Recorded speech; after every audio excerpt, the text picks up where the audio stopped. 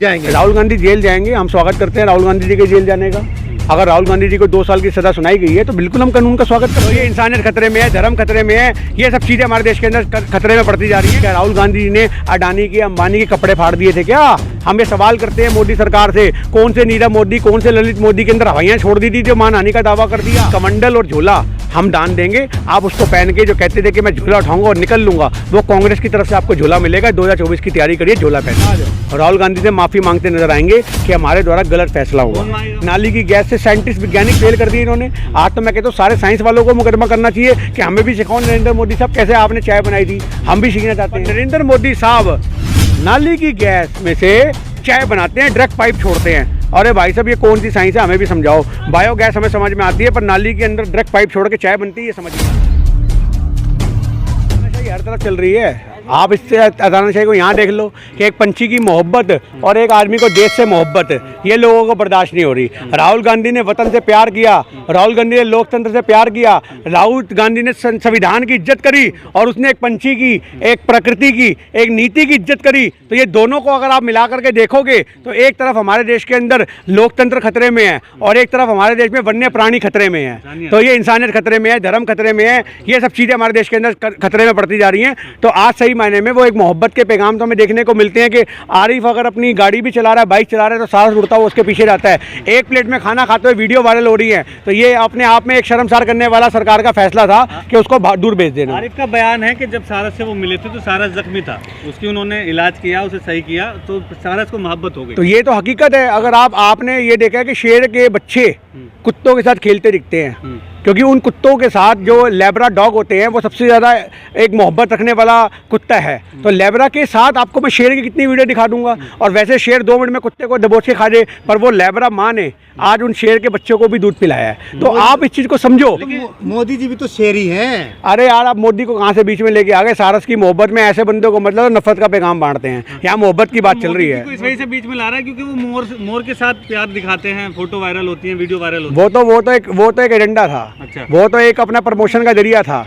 और अगर आज सही मायने में मोर को भी आप अपने घर में नहीं पाल सकते। आप समझो, अगर आपने सारस उससे इस बात से छीना है कि एज पर दी जो आपके वन्य प्राणियों के लॉ होते हैं, जो वन के लॉ होते हैं, उस लॉ के अकॉर्डिंग अगर हम इस तरह के पंछियों को, जीव जंतुओं को अगर हम अपने घर में रख सकते हैं, तो मोदी जी के घर में क्या कर रहा था मोर?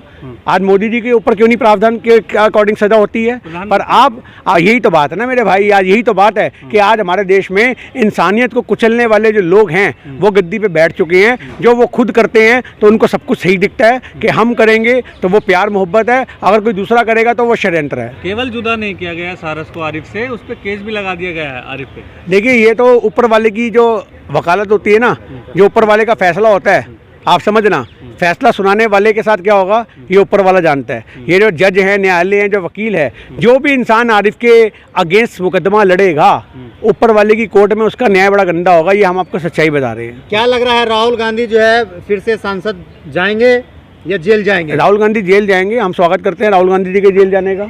अगर राहुल गांधी जी को 2 साल की सजा सुनाई गई है तो बिल्कुल हम कानून का स्वागत करते हैं। पर अगर उस कानून में षड्यंत्र है तो हम उसका विरोध करते हैं। अगर कानून में षड्यंत्र है तो हम उसका विरोध करते हैं। यार, राहुल गांधी को एक षड्यंत्र का हिस्सा बनाया गया है। आज हम ये बात बोलते हैं कि राहुल गांधी के षड्यंत्र किया गया है, तो उसमें झूठ क्या है? आज तक के इतिहास के अंदर 2 साल की सजा किसी को नहीं सुनाई गई।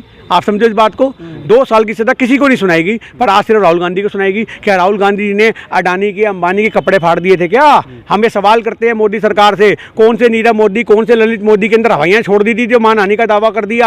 आज सच को सच बोला तो मानहानि का दावा कर दिया। ये तो एक प्रोपेगेंडा था। 4 साल से बंद पड़ा हुआ केस अचानक से रीओपन होता है, अचानक से नया जज आता है, अचानक से 20 दिन में फैसला आता है, अचानक से राष्ट्रपति की सलाह नहीं ली जाती, चुनाव आयोग का फैसला नहीं लिया जाता, और उठा करके एक कलम चलाई जाती है कि राहुल गांधी बर्खास्त।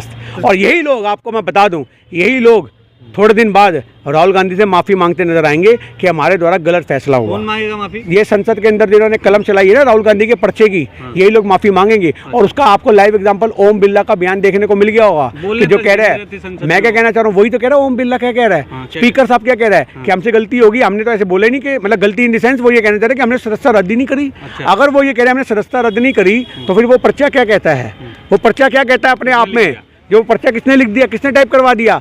आज सच्चाई ये है कि ओम बिरला के ऊपर भी तलवार लटक चुकी है। उनको भी पता है कि उनकी सदस्यता के खिलाफ महाअभियोग चल रहा है, लोग अविश्वास प्रस्ताव पेश कर सकते हैं और उनको भी वहां से उठाकर उनकी गद्दी से बाहर किया जा सकता है। तो जब अपने ऊपर तलवार लटकती नजर आती है तो इंसान अपने फैसलों को भी गलत बता देता है और वही हमें देखने को मिल रहा है। क्या लग रहा है कि राहुल गांधी जो है 24 में मोदी जी को टक्कर दे पाएंगे? टक्कर नहीं दे पाएंगे, पटक नहीं दे पाएंगे। आप समझ इस बात को, भारत जोड़ो यात्रा के दौरान उन्होंने सड़कें नापी है ना, उन सड़कों में दिखती मोहब्बत इस बात का बयान है कि 2024 में कांग्रेस बहुत बहुमत से आ रही है। और कांग्रेस के अंदर ये जो क्यास लगाए जा रहे हैं कि 6 साल तक ही चुनाव नहीं लड़ पाएंगे तो प्रधानमंत्री कैसे बनेंगे, तो ये सदस्यता आपको जुम्मा और 10-15 दिन के अंदर बहाल होती नजर आ जाएगी।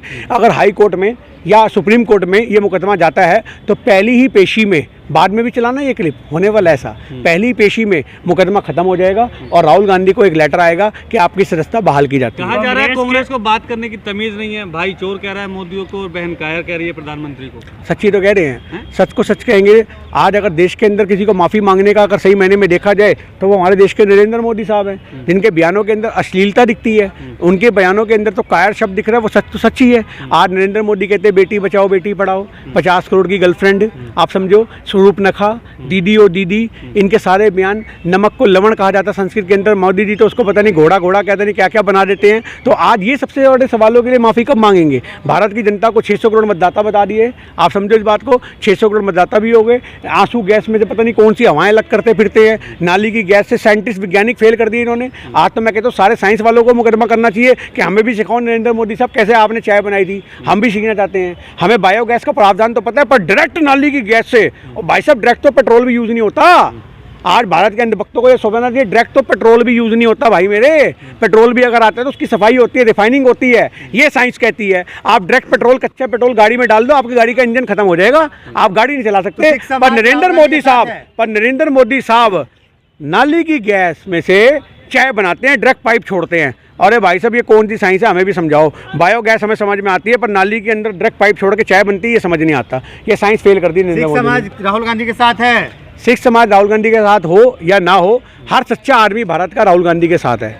हर सच्चा आदमी, किसी भी धर्म का हो, किसी भी जात का हो, मुसलमान हो, किसी भी समाज का हो, किसी भी जाति का हो, ओबीसी हो, एससी हो, एसटी हो, किसी भी धर्म, किसी भी जाति का आदमी अगर वो सच्चा है, वो मानता है कि देश के अंदर तानाशाही है, अगर वो मानता है कि लोकतंत्र खतरे में है, अगर वो मानता है कि कांग्रेस ने विकास किया, अगर वो मानता है कि मोदी ने देश को बेचा, अगर वो मानता है कि हिंदू और मुसलमान की नफरत को विद्यमान करने में मोदी सरकार का योगदान है, अगर वो मानता है कि आरएसएस के एजेंडे देश को कमज़ोर कर रहे हैं, तो सही मायने में वो राहुल गांधी के साथ है। भारत जोड़ो यात्रा में इतना समर्थन, इतना प्यार अपने आप में बेमिसाल था जो राहुल गांधी को मिला। मोदी जी कह रहे हैं सारे भ्रष्टाचारी इकट्ठा हो रहे हैं, मैं तो ऐसी कार्रवाई कर रहा हूँ। तो देखिए, भ्रष्टाचारी तो उनकी पार्टी के अंदर ही हैं। आज क्रिमिनल हो, भ्रष्टाचारी हो, सब उनकी पार्टी के अंदर हैं। पार्टी के अंदर क्या है, उन्होंने सरगना बना दिया, हिंदुस्तान ही किराए पे दे रखा है उन्होंने तो मोदी और अडानी को। आप समझो इस बात को, मोदी साहब ने अडानी को, अंबानी को, हिंदुस्तान की हर संस्था जो आज अडानी के सपने में आती है मैं खरीदना चाहता हूँ, तो सवेरे उसका मोदी साहब प्रावधान बना देते, कैसे खरीद सकते हो आप। आज चलती हुई हिंदुस्तान की कंपनियां, जो कमाऊ कंपनियां थी, जो अरबों करोड़ों रुपए का प्रॉफिट कमा रही थी, ऐसी कंपनियां अडानी को बेच दी सस्ते में, एयरपोर्ट बेच दिए। क्या आई बात बताओ, एयरपोर्ट हमारे देश की सुरक्षा का एक मुद्दा है या नहीं? आप मानते हो या नहीं मानते हो? पर आप उसको प्राइवेट कैसे कर सकते हो? आप देश की सुरक्षा से खिलवाड़ कर रहे हो। थोड़े दिन बाद तो आप देश की सेना को भी प्राइवेट कर दोगे, आप देश के पुलिस वालों को प्राइवेट कर दोगे, आप सब प्राइवेट कर दोगे। ये प्राइवेटाइजेशन देश के लिए खतरा होता जा रहा है। आज ये अडानी अंबानी से ऐसी क्या यारी है, जिस आदमी को कुछ समझ नहीं है उस आदमी को आप हवाई जहाज बनाने को भी दे दोगे। तो ये हमारे देश के अंदर देश से खिलवाड़ हो रहा है, और जिस केस के खिलवाड़ जो हो रहा है उसके हम बिल्कुल विरोध करते हैं। और नरेंद्र मोदी साहब को हम ये कहते हैं कि नरेंद्र मोदी साहब, किसी भी तरीके से देश को कमज़ोर आप नहीं कर सकते। आपके सारे मंसूबे फेल होंगे। 2024 में प्रचंड बहुमत के साथ कांग्रेस की सरकार बनेगी और आपको सही मायने में कमंडल और झोला हम दान देंगे। आप उसको पहन के जो कहते थे कि मैं झोला उठाऊंगा और निकल लूँगा, वो कांग्रेस की तरफ से आपको झोला मिलेगा। 2024 की तैयारी करिए झोला पहनने की।